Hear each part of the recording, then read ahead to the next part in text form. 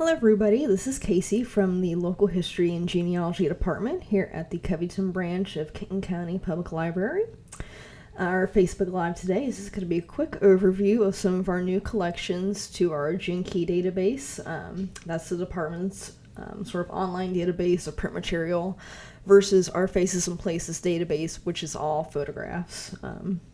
Most of the material I'll be going over today, they have a lot of names, past addresses, names of businesses that could still be in business today, or a lot of the names you might see have since closed.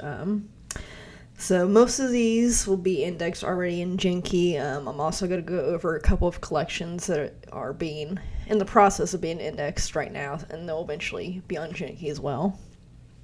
And just a reminder to folks as well, we have just updated our website and the Local History and Genealogy webpage as well. So if you use GeNKY a lot, you might want to update your bookmarks to say GeNKY, that's GeNKY, kentonlibrary.org.org. So that's GeNKY.kentonlibrary.org, and that'll take you to the database. Alright, so just to get started here, one of our first collections I'm going to talk about today are some of our sports collections. And these are actually going to be church teams and some local church YMCA basketball schedules that we recently uploaded to the department. So I will go quick refresher on how to search the GeNKY database. A lot of these are going to be in our local history files full text, and you can either go through the documents directly, or you can go up here to the data, and everything's going to be alphabetical. So the first collection is the First Methodist Church Basketball League collection. I'll just go over here and search real fast. So First Methodist. If you scroll down, here we go, the First Methodist Church teams and schedules. So as you can see, a lot of pictures, which is great. A lot of these new collections we've uploaded include pictures as well. A lot of our material, like I mentioned, is just print material, so to have a lot of the names of people in the area plus photographs is really great. So this is the First Methodist Church team schedule from, 1946 to 1947. Just in my own little bit of research, this man right here, Bob Taylor, actually became a pretty well-known basketball player. He played for University of Kentucky basketball team between 1933 and 1936. He was an Army veteran. He also worked as a staff member for Dwight Eisenhower. So he was actually kind of well-known in the area for the time. So again, a little bios of Bob Taylor, and then the manager of the team here, Clay Gerberick. And again, lots of photographs, names. If maybe you have a family member, maybe someone you knew back in high school, you want to maybe try to see if we have any kind of information on them. A lot of these names are indexed, so you could search by name if you remember the name. And we also have a lot of church names as well, so maybe you played on a team, you just want to maybe jog your memory of an old game. You can also search for a different church as well in the database. So again, that was a really interesting collection since it has all the names and photographs to go with faces as well. The next collection is the St. Anthony Invitational Booklet. This is a more recent collection from 1983. I know we're trying to get a little bit more current information or material to be uploaded. That seems to do really well on social media and things like that. We get, at least I get a lot of patron phone calls and inquiries about more recent, 1980s, 1990s recent kind of material. So any kind of donated material from those time periods is stuff we definitely like to put online, since people remember it's becoming a little bit not quite as recent. So let's see, St. Anthony. So it should be uploaded. Sometimes it's easier to just do a Control F search as well. Let's see. Here we go. St. Anthony's 27th Invitational Basketball Program. And again, tons and tons of names. This took quite a while to index, but again, this is also a really good collection because it has businesses as well. So there's quite a few here since this is more Bellevue, Newport area. So we have Little Cafe, I believe that's still around.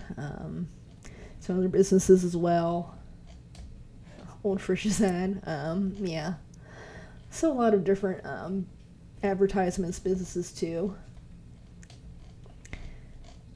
And we can keep scrolling and we'll eventually get to some names as well. Let's see. Yeah, so we have all the rosters of people that played on this team here. So the girls team, boys as well. And of course, names of other churches in the area that St. Anthony played. So again, if you are trying to look for a church too, you can also search by church names as well. And again, lots of really good photographs. These are actually pretty decently scanned pretty well, so they're pretty clear. Again, that's really a great thing to come across when you have, not only photographs, but they're also so easily identified as well, versus maybe older photographs that don't have any names attached to it, or you're trying to sort of guess who a person might be if names are with that photograph. So again, really good source of maybe past or businesses in the area and faces and different players and cheerleaders and stuff like that. So those are two sort of church/sports collections that have been added to the collection. I will go real fast. I'll scroll back up here. We've decided to put our our maps index back on GeNKY. When we did the switchover or updated the website rather, we decided to put this back online here. Let's see. Go back to GeNKY.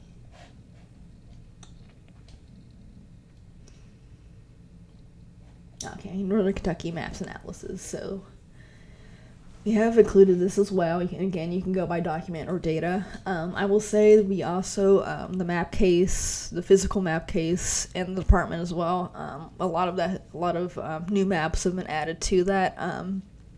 I might go ahead and scan and index some of the new collections we have in our maps case here. A lot of them are smaller, so they could be put online.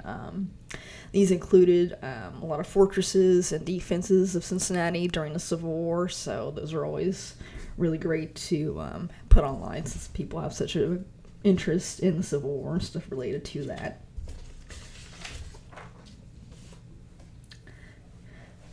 Next up, we have some more church-related collections. We have the Sacred Heart class of 1931, which I'll pull up here real fast. Again, I'm just going to do a Control F search.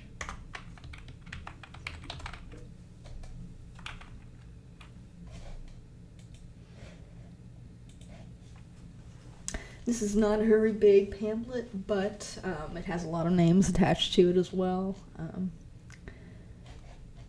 Again, not very big, but we don't have a lot of information, it seems like, on this church, so we definitely wanted to get this online as well. See. And next we have the Gospel Chorus 9th Street.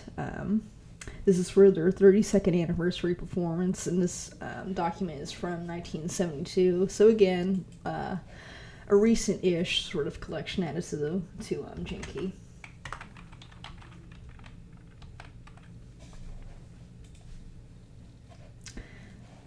And this is, I'll probably need to go back and sort of condense that because it's a little hard to go back and forth on pages, but I'll just open some new tabs here. But this is a 8-page document.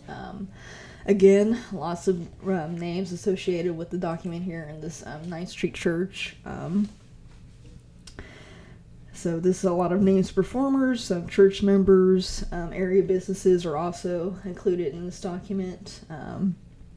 I know we've been trying to make more of a concerted effort to include more documents featuring, African American groups during that time period in the 70s and 60s. Since that was especially churches in the area, were such a big part of the African American community. So we always like to try and index stuff like that when it comes to our department. But again, lots of really great names associated with this that people can search for, either through that document itself, or you can go up to the data section here and then search alphabetically in the search bar for a name. Our next collection is going to be the Kenneth C. Harper Civil War Letters collection. This was donated a while back, about sometime last year, but it's a really great collection. Our patron named Kenneth Harper donated some of his correspondence between a distant relative of his, David H. Harper, but correspondence between Harper and his wife Rebecca between the years of 1862 and 1865, and then 2 military records of David Harper. So it's just a lot of really amazing letters from that time period. Physically, the letters are in really good condition, so that we were kind of lucky to get something from that time period that looks still really great. Let's see. Yeah, here we go. I can show you some of the actual letters. As you can see, it's not super difficult to read. It might take a little bit of time to get used to that old style cursive handwriting, but I think for what it's worth, it's still pretty easy for most people to read. I would like to eventually maybe transcribe this and have it, in a actual print document for people to read as well. But right now, it's just online, so the letters themselves are really interesting, and then lots of information on David Harper himself. There's his military service and disability records, so a little bit of information on who he was and what he did during his time in the military and during the Civil War as well.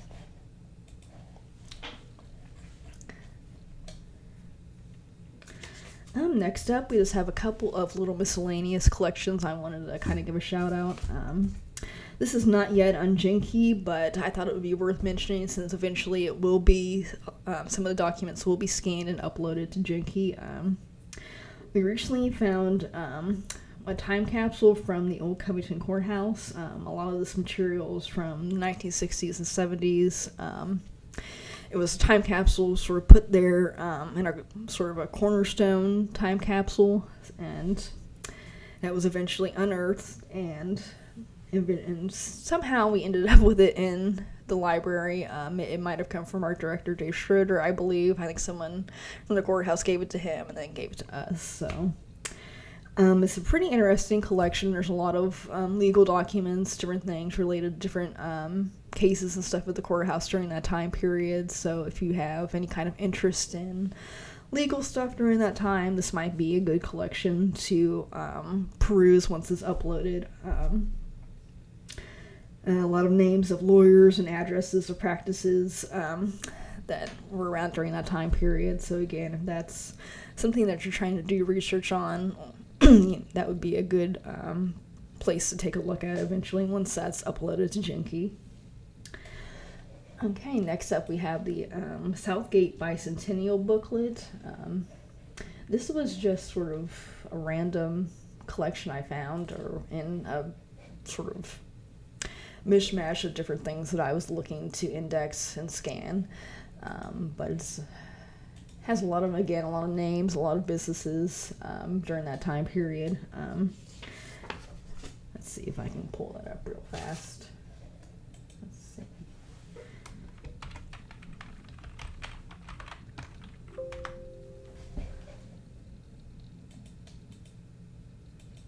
Oh, there it was.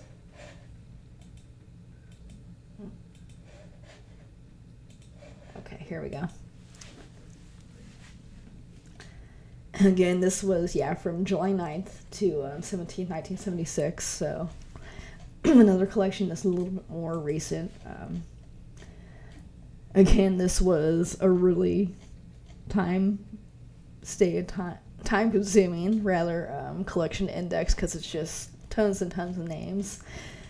So yeah, the fire department, photographs included as well, a little bit history on it as well. So if you don't have a lot of stuff on, we have a lot of stuff on Covington and Newport, of course, but when you get into some of these other little neighborhoods or towns in the area like Southgate or Bellevue or whatever, it's always good to have more information on those areas, especially since, over time they've sort of grown in population and size, so there's more people that kind of want more information on areas that are a little bit outside of, downtown Covington or downtown Newport.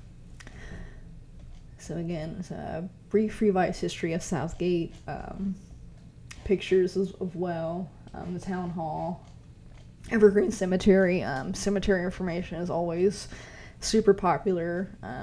Always try to put as much cemetery information as we can on GeNKY. Again, lots of names, businesses, so pictures as well, so it kind of hits everything that we want in a good collection: names, places, businesses. So keep scrolling a little bit. I won't go through every single page, but you get the idea that it's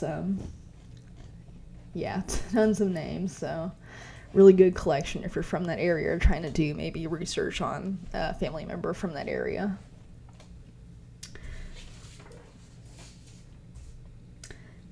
We also wanted to mention that we've recently uploaded the National Register of Historic Places forms for areas within Kenton County. And I will go back and pull it up real fast. It seems like in the past couple months with the pandemic and stuff like that, a lot of people have been doing more house research. So this is a really good collection to look through if you are have any interest in historic homes or historic residencies in the area. Again, this goes for Covington, Ludlow, Fort Mitchell, all the areas within Kenton County, and also includes photographs as well. So let's see here, the Austenburg Historic District. So you'll see a lot of the forms here that people use to register their residencies that might have been historic. A lot of information on homes themselves, sort of the style of the house themselves. So this was block of East 18th between Madison and Scott, Queen Anne design. So it gives you a little bit of history and description of what the homes actually look like. And there should be usually, there's maps included of where they would be located. And usually I can pull another collection up. A lot of these have photographs of the residencies themselves, so that's always really good to include. Let's see.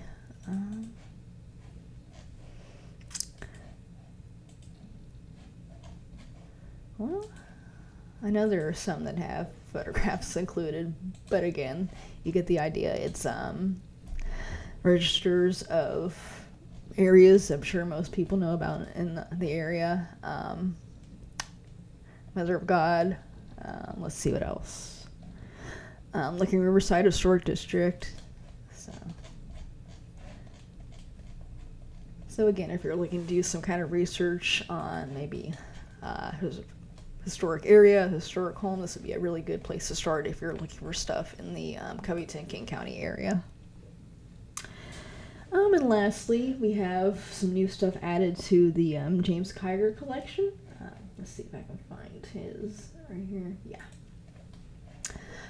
He donated a couple of booklets from the Sons of Spanish-American War Veterans. For those who don't know from their website, it says that the primary purpose is to perpetuate the memory of the soldiers, sailors, and Marines who served the United States Army of America between February 15th, 1898 and July 4th, 1902. So these pamphlets are really just from their meetings. So let's see here. A lot of these are very recent. This is from 2013. So again, maybe years down the line, if you're doing research on a family member that was involved with this group, these would be a good place to find more information on your loved one if they were in that in the Sons of Spanish-American War Veterans. This is from 2014. Again, some names, photographs of members of the group here.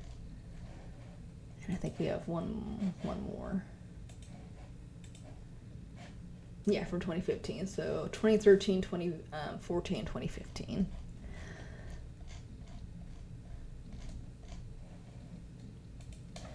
And again, Mr. Kiger, longtime patron of the department, he donates a lot of really interesting material to us, so we always try to get that indexed and uploaded as well.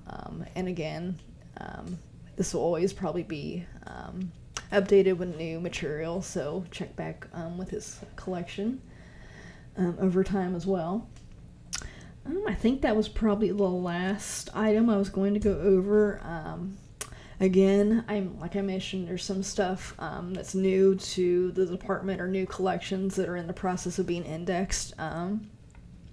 So eventually we'll probably go and do another one of these videos to let people know some different updates on collections and different things that have been added. So hopefully you found something that sparked your interest, or you just weren't really sure what GeNKY was, and I have a nice little overview of what this database sort of includes: all print material, different, general records, but also, again, cemetery records, church records, yearbooks as well. So it's a really great place to start with any kind of genealogy, local history research you might have, and again, different ways to search as well. So it's a really good resource here, along with our photograph database, Faces and Places. So I hope you found something interesting. Again, always being updated this database. So have a great rest of your day, and we will see you later.